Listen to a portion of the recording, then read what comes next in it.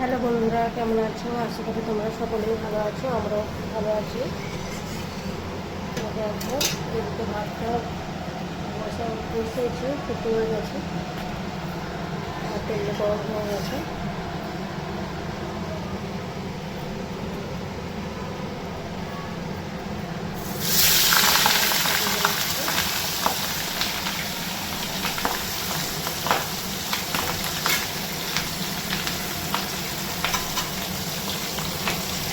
প্রথমে আগে মুড়োগুলো ভেজে নেবো, আর মুড়োগুলো একটু বেশি তেলে না প্রথমে ভাজবো, তাতে তাতে ভেঙে নেব।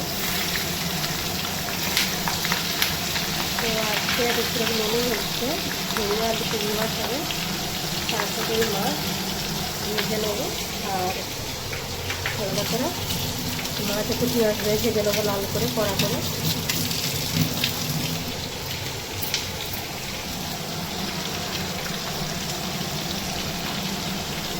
এখন আজকে সকালবেলা মাঝেটা এসেছিলো পাড়াতে, সেখান থেকেই মাছটা নেওয়া হয়েছে। আর দেখো অনেকটা মাছে ডিমও ছিল।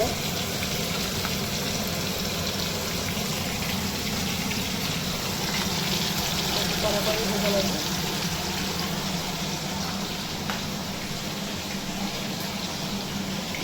আর এখানে টিভিতে ঝাড়াতে দিয়েছি।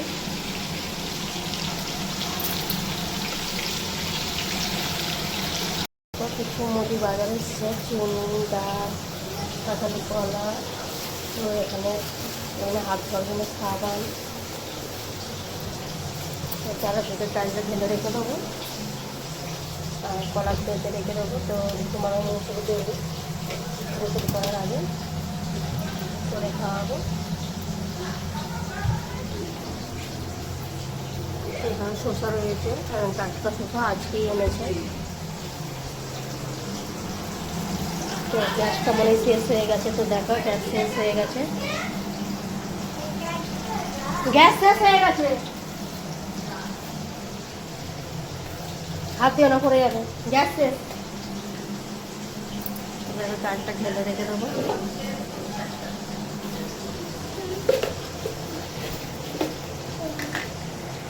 শেষ হয়ে গেছে, আবার নিচে বয়ে বয়ে সব নিয়ে যেতে হবে। তো চিমনিটা অফ করে দিই।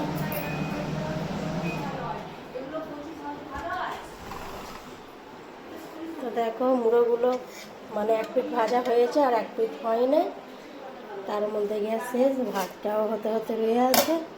আবার নিচের ঘরেতে সব বই বই নিয়ে যেতে হবে।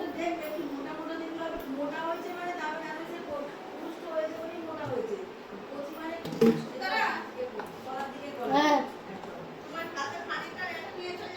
হ্যাঁ যাচ্ছে। নিচে রান্নাঘরে নিয়ে চলে এসেছি, এদিকে ভাতটা বসে দিয়েছি একদিকে। তো দেখো নিচের রান্নাঘরটা একদম পুরো পুরো হয়ে গেছে, সারা হয় না বলে।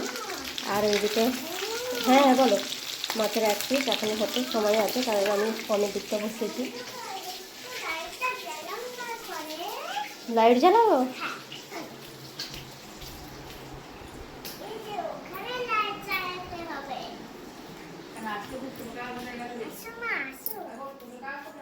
লেড়া গেছে। তো দেখো নিচের রুমটা একদম থাকা হয় না, আর তো বিছান টিছান একদম পরিষ্কার করে রাখা হয়েছে। আর নিচের রুমও মানে রোজ পরিষ্কার করা হয়, ঝাড় দিয়ে মোছা হয়। তো দেখো এদিকে ভাতটা হয়ে এসছে, এবার ফ্যানটা গড়িয়ে নেবো। আর লঙ্কা হলুদ জিরে নিয়ে চলে এসেছি। এখানে নুন তেলটা রাখাই আছে নিচের রুমে, মানে রান্নাঘরে। দেখতে থাকে ব্লগটা প্রথম থেকে শেষ পর্যন্ত স্কিপ না করে। আর তাছাড়া আমাদের ওপরে রান্নাঘরে স্যালাইনারটা তোলা হয় না, কারণ আমরা মেয়েরা সিঁড়ি করে আর তোলার সম্ভাবনা ভারী রয়েছে। তো যখন গ্যাস দিতে আসবে, গ্যাস এলো তখনই তুলতে হবে, কিছু করার নেই। তো দেখো এখানে কিছু মাছটা ভেজে রেখে দিয়েছি, আর এখানে মাছ হচ্ছে, আর এখানে আলু গাছি মাছটা ভাজা করবো। তেলটা গরমই হয়ে গেছে, আলাদা ভাজছি।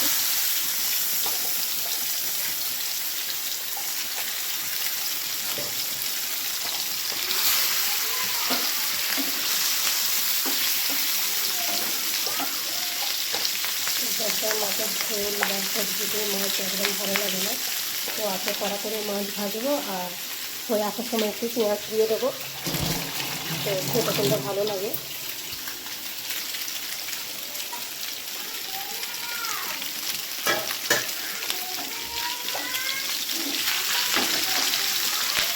দোলনা দেবো, তো দেখো এখানে রোমান্না দোলনা চড়ছে।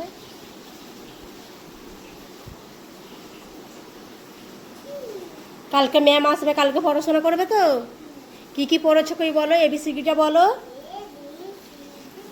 তারপর EFGH IJ MNOP QRST UVWXYZ।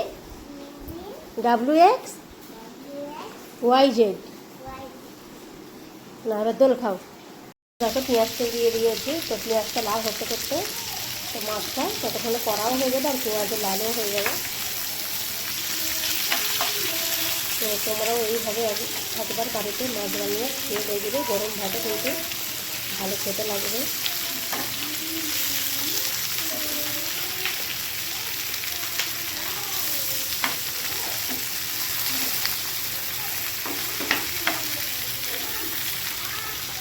এদিকে মাছের ডিমটা দিয়েছি, তো মাছের ডিমটা অনেকক্ষণ বড়, তো পিস করে নেব।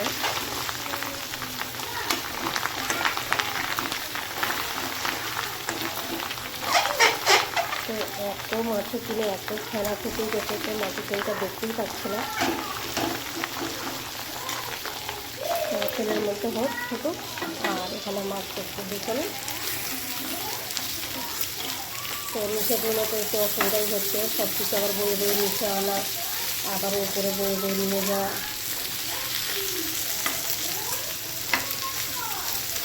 তাছাড়া আজকে একটু হালকাও রান্না আছে, একটু চারটাও কম, আর যদি অনেক রকমের যদি রান্না হতো সব আরও বয়ে বয়ে আনতে হতো।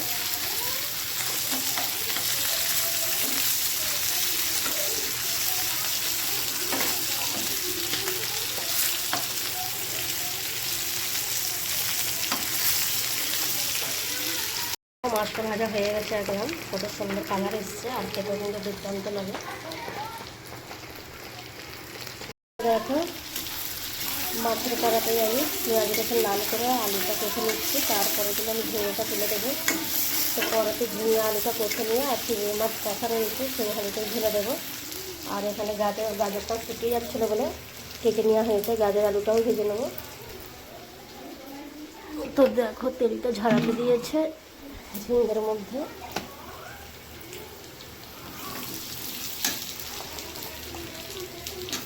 কাঁচা লঙ্কাও দেওয়া হচ্ছে, গুঁড়ো লঙ্কাটা কম দেবো।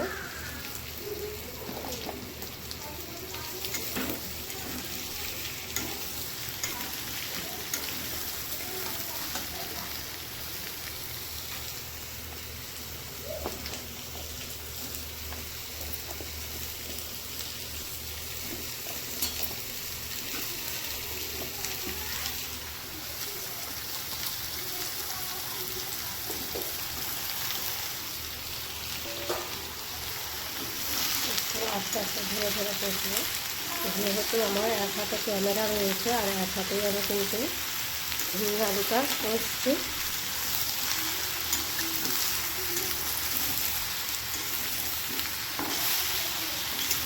তো কারাবারোটা বেজে গেছে, এবার জমানাকেও গোসল করাবো। এই তরকারিটা বসে দিয়ে আমি গোসল করতে চলে যাবো, জমানাকে গোসল করতে চলে যাবো, আর ওকে খাইয়ে দাঁড়িয়ে তারপরে আমরা গোসল করবো। ওরকম মশলা দিয়ে দেবো। তো দেখতে থাকো ব্লগটা প্রথম থেকে শেষ পর্যন্ত, স্কিপ না করে। অল্প করে একটু লঙ্কা গুঁড়ো দিয়েছি, তো ঝিঙে তরকারি মিষ্টি মিষ্টি হয়, আর ঝিঙেতে অল্প লঙ্কা গুঁড়ো দিলে একটু ঝাল ইয়াকে দিয়ে দিই, আর শাশুড়ি মারা বলে। তো টাকার মতন আমি কমই দিয়েছি, যেহেতু কাঁচা লঙ্কা রয়েছে অনেকগুলো।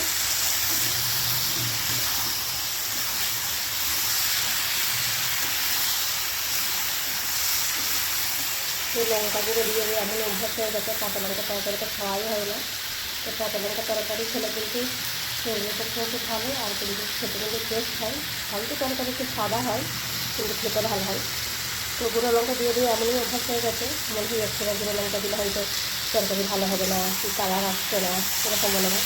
তো তোমাদের কার কার এরকম মনে হয় অবশ্যই পরে আমাকে জানাবে।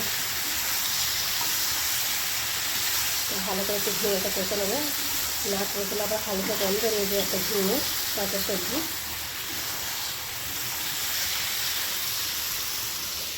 তো এখানে মাছের ডিমটা দেখো। তো এই রান্নাঘরের সেটআপটা অনেক দিনের হয়ে গিয়েছিলো বলে একটু মানে কালকে ভাব এসেছিলো বলে পরিষ্কার করা হয়। তো তবুও এই স্ল্যাবটা একটু আলাদা ধরনের হাতে বানানো। তো আমি অনলাইন থেকে এই অয়েল পেপারটা বিছিয়েছিলাম, তো নষ্ট হয়ে গেছে।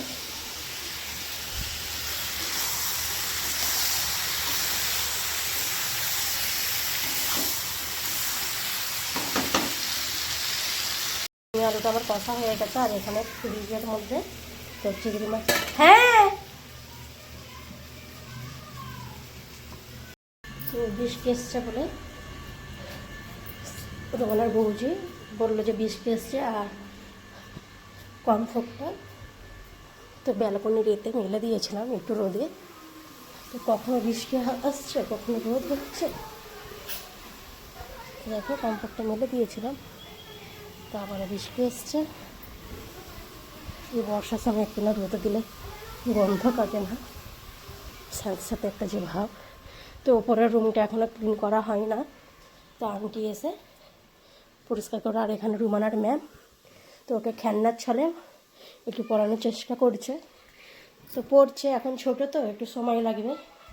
তো ওকে স্কুলে ভর্তি করার আগে টিউশনে দিয়েছি ম্যাডামের কাছে। তো দেখো বিছানার অবস্থা, তো বই টই তো ছিঁড়ে ছাড়ে একার কান্নাকাটি করে, এই হচ্ছে ব্যাপার। তো দেখো আমি হাঁপাচ্ছি, কান ছুটে ছুটে এসছে। আর উপরে রান্নাঘরটা দেখো আবার এ হয়ে আছে, একদম বন্ধ হয়ে আছে। তো দেখতে থাকো, নিচে গিয়ে দেখি।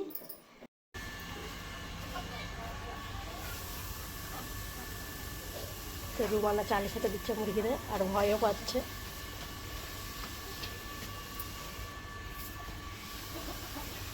দেখো আমাদের বাজার থেকে যখন চিংড়ি মাছ কেনা, একদম জ্যান্ত চিংড়ি মাছ যেটা পুকুরের চিংড়ি মাছ হয়, তো তখন আমাদের 500-700 কি 1 কিলো যখন চিংড়ি মাছ পাই, তো কিনে নিয়ে ভালো করে 500-এর মতন পেঁয়াজ দিয়ে, 1 কিলো চিংড়ি মাছে 500 পেঁয়াজ দিয়ে ভালো করে মুড়তে আর একদম কষা কষা করে রেখে দেয়। তো যখনই ঝিঙে ঢেঁড়স বরবটি হয় তখনই অল্প অল্প করে দিয়ে আমাদের সবজিগুলো রান্না হয়। তো এমনি মাছ করা চিংড়ি মাছের থেকে এইভাবে গ্রেন করে রেখে দিলে কিন্তু সবজিটা অনেক টেস্টি হয়। তো তোমরাও এইভাবে করে দেখতে পারো, বা এটা কিন্তু এমনি ভাত দিয়েও খেতে কিন্তু খুব দারুণ লাগে খেতে। তো সবজিটা তুলে দিই হাঁড়ির মধ্যে। তো দেখো ঝিঙের কড়াটা হালকা ধুয়ে আর এতেই আমি গাজর আলুটা ভেজে নেবো। আর এবারে ঝিঙে তরকারিটা হচ্ছে। তো আমার এই ব্লগটা যদি ভালো লেগে থাকে অবশ্যই লাইক শেয়ার কমেন্ট করবে, আর আমার চ্যানেলটিকে সাবস্ক্রাইব করে দেবে। তো এখানে আমি শেষ করছি। আল্লাহ হাফেজ।